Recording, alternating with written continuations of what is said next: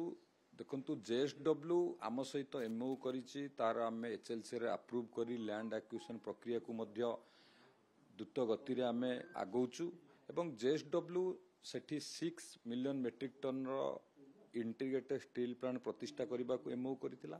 एबे सीए पुस्को सहित joint venture करिछि। पुस्को सहित जॉइंट वेंचर करी जेउंटी करिबा पई सेमाने इच्छा प्रकाश करिवे आमे तांकू सबु प्रकार सहयोग करने को प्रस्तुत अच्छु। पूर्वरु मु आपण माननकु मध्य कहिथिली जेएसडब्ल्यू आम सहित Utkarsh Odisha make in Odisha conclave रे केउंझर ठारे 6 मिलियन मेट्रिक टन रो इंटीग्रेटेड स्टील प्लांट प्रतिष्ठा करिवो बोली आम सहित एमओयू करथिला एवं परवर्ती मुहूर्त रे ताकू एचएलसी रे मध्य माननीय मुख्यमंत्री अध्यक्षतार अप्रूवल करा जाइथिला एवं सेही काम को एपर्यंत आमर विभाग तरफरु सरकार तरफरु तार द्रुत गति रे से कार्य आगौची। लैंड एक्विजिशन प्रक्रिया चालुची एवं विभिन्न प्रकार कार्यक्रम मध्य जेएसडब्ल्यू केउंझर रे शिल्प प्रतिष्ठा पाई से कार्य आगु को बढ़ुची।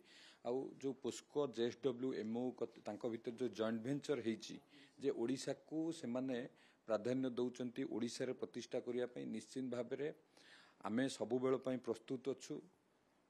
ओडिशा रे जेकोनोसी शिल्प संस्था प्रतिष्ठा करिबा को चाहिबे आमे ताकू स्वागत करिबा पई प्रस्तुत अच्छु एवं आपण देखुथिबे डबल इंजिन सरकार रो ई हला सब रिफ्लेक्शन मान्यवर प्रधानमंत्री उत्कर्ष ओडिशा कनक्लेव को आगमन एवं मान्यवर मुख्यमंत्री दूरदृष्टि संपन्न नेतृत्व को आज देशर बा देश बाहर विश्वर बड़ बड़ जायंट कंपनी माने समस्ते पसंद करुचंती ओडिशा रे निवेश करिया पई। वर्तमान निवेशक मानकर प्रथम पसंद ओडिशा ही पलटिची एवं जो कथा मु आगुरु कहितली मान्यवर प्रधानमंत्री उत्कर्ष ओडिशा को आसुचंती देखिबे निवेशकर गंगा बोहिब ओडिशा रे। आज ये सब तार ज्वलंत उदाहरण ओडिशा रे एफडीआई पार्क मध्य प्रतिष्ठा होबा को जाउची। ये कार्य मध्य त्वरित गति रे आगौची एवं गत सप्ताह रे आपण माने समस्त जानिथिबे केंद्र कैबिनेट रे ओडिशा रे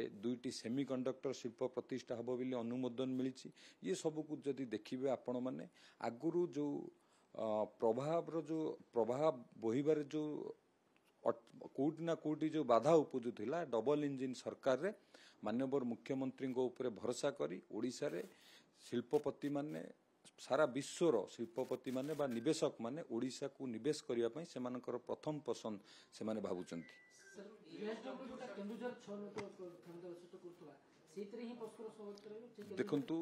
देखंतु जेएसडब्ल्यू आम सहित एमओयू करिछि तार आमे एचएलसी रे अप्रूव करी लैंड एक्विजिशन प्रक्रिया को मध्य द्रुत गति रे आमे आगौचु एवं जेएसडब्ल्यू सेठी 6 मिलियन मेट्रिक टन रो इंटीग्रेटेड स्टील प्लांट प्रतिष्ठा करने को एमओयू करथिला।